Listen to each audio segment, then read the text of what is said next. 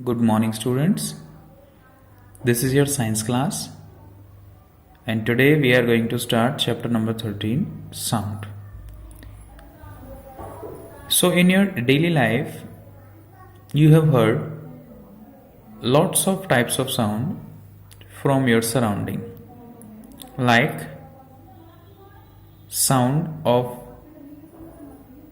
television, sound of mobile phone ringing, sound of whistles, sound of traffic, sound of breaking of glass tumbler. So lots of types of sounds are there.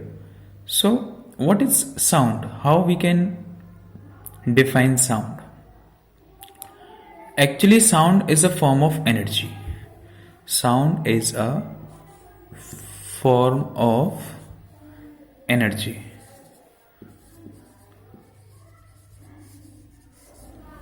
Form of energy. And we have studied about lots of types of energies in lower classes. But it is a special type of energy. And why this is a special type of energy? Because this particular type of energy enables us to just communicate with each other and to observe many of the things. ये हमें आपस में बात करने में help करती है और हमें किसी भी आवाज को सुनने में हेल्प करती है, जैसे कि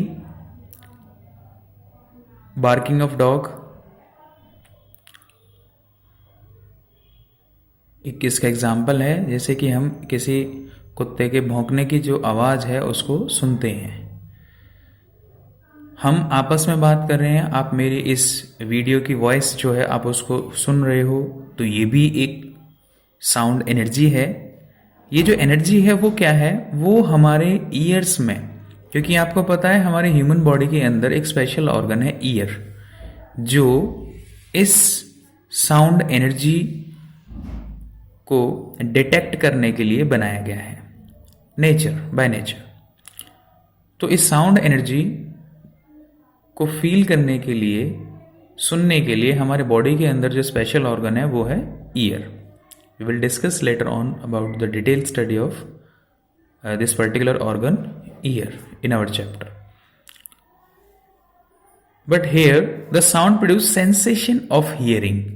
ये जो साउंड है, एनर्जी है, साउंड एनर्जी, वो हमारे ईयर के अंदर सेंसेशन ऑफ हियरिंग प्रोड्यूस करती है, जिससे हमें कोई भी आवाज जो है वो सुनाई देती है। So we can just define the sound once again. Sound is a form of energy which creates a sensation of hearing in our ears, जो हमारे कानों में एक सेंसेशन प्रोड्यूस करती है सुनने की, जिससे हम किसी भी चीज को ऑब्जर्व करते हैं। नेक्स्ट है how it is produced. How sound is produced. Sound कैसे प्रोड्यूस होती है? तो साउंड प्रोडक्शन के लिए या फिर साउंड के प्रोडक्शन के लिए हम कह सकते हैं किसी भी ऑब्जेक्ट का वाइब्रेट होना बहुत ज़रूरी है। वाइब्रेशन क्या है? वाइब्रेशन क्या है? फॉर एग्जांपल, ये कोई ऑब्जेक्ट है और हमने इस ऑब्जेक्ट में किसी भी तरीके से इसको स्ट्राइक किया, हिट किया। फॉर एग्जांपल, हमने इसको हैमर से हिट किया यहाँ पर, तो ये ऑब्जेक्ट क्या करेगा? ये ऑब्जेक्ट अपनी ये जो इसकी रेस्ट में जो पोजीशन है, इसको हम कहेंगे इसकी मेन पोजीशन। Main position. तो ये क्या होगा? ये अपनी ओरिजिनल पोजीशन से शिफ्ट होगा इधर। अब ये दूसरी तरफ भी शिफ्ट होगा, क्योंकि ये एक जगह पर तो रुकेगा नहीं, ये यहां से इधर मूव होगा, फिर इधर से इस तरफ मूव होगा। तो ये इस तरीके से अपनी मेन पोजीशन का अबाउट क्या करता रहेगा? यहां से यहां तक वाइब्रेट करता रहेगा, हिलता रहेगा। उसी को हम क्या कहेंगे? वाइब्रेशन। और उसी वाइब्रेशन को हम क्या कहते हैं? ऑसिलेशन के नाम से भी जानते हैं। तो वाइब्रेशन क्या हुआ? The to and fro movement of an object, इसको बोलते हैं टू एंड फ्रो, या फिर back and forth, to and fro movement of an object about a fixed position और mean position is known as vibration और oscillation. उसको हम vibration या फिर ऑसिलेशन कहते हैं। ये आप इस तरीके से भी ऑब्जर्व कर सकते हो। आपने एक रबर बैंड लिया इस तरीके से ए बी, आपने उसको दोनों एंड्स पे क्या कर दिया, फिक्स कर दिया, या फिर आपने उसको या तो पकड़ लिया दोनों हाथों से या फिर किसी भी तरीके से आपने उसको फिक्स कर दिया, और बीच में से आपने उसको क्या किया, थोड़ा सा डिस्प्लेस किया और डिस्प्लेस करके छोड़ दिया। तो आप देखोगे वो हम डिस्प्लेस करके जब इसको रिलीज करेंगे, छोड़ेंगे, तो ये अपोजिट डायरेक्शन में भी जाकर के यहां पर आपको दिखाई देगा।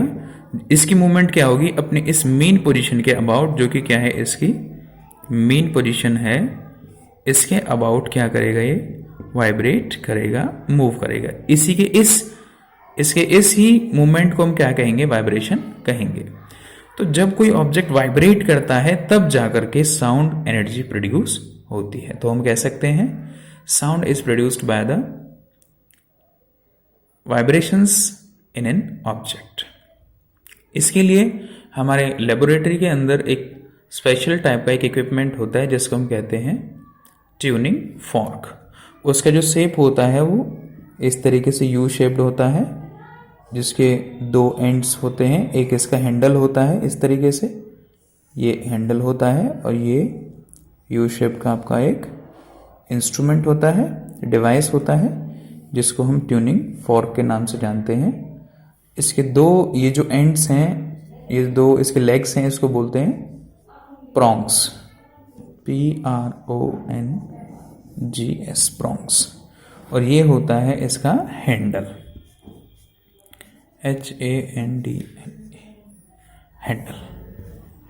ओके, जब हम इसके एक प्रोंग को किसी रबर पैड से हिट करते हैं यहां से, तो इसका एक प्रोंग वाइब्रेट होता है, उसके साथ साथ इसका दूसरा प्रोंग अपने आप ही वाइब्रेट होना स्टार्ट कर देता है। तो इस वाइब्रेशन से, जब हम इस वाइब्रेशन को ऑब्जर्व करेंगे, इसको अपने ईयर के पास ला करके सुनेंगे, तो हमें साउंड प्रोड्यूस होती हुई सुनाई देगी, जिससे कंफर्म होता है कि जब कोई ऑब्जेक्ट वाइब्रेट होता है तो ही उससे क्या होती है, साउंड प्रोड्यूस होती है। तो इसके लिए हम एक्सपेरिमेंट कर सकते हैं। जब हम इसको एक रबर पैड से स्ट्रक करेंगे, हिट करेंगे, तो हम इसको एक वाटर कंटेनर के पास लेके जाएंगे, और उस वाटर कंटेनर के अंदर जब इसकी जो प्रोंग होगी, हम उसको इस तरीके से, इसकी जो प्रोंग है उसको वाटर के पास लेके जाएंगे, तो ये इस वाटर को यहाँ पर बहुत तेजी से क्या करेगा, डिस्टर्ब करेगा, और वो डिस्टर्बेंस क्या होगा, पूरे के पूरे वाटर में फैलेगा, स्प्रेड होगा, जिससे कंफर्म होता है कि जो साउंड प्रोड्यूस होती है वो किससे होती है, वाइब्रेशन से होती है। सो आज आपको जो स्टडी करनी है वो आपको अपने चैप्टर नंबर 13 का पेज नंबर 166 और 167 जो पेज नंबर है वो आपको स्टडी करना है। और यदि किसी को कोई भी प्रॉब्लम है इस साउंड टॉपिक से रिलेटेड, तो आप मुझे कंसल्ट कर सकते हैं मुझसे। Thank you.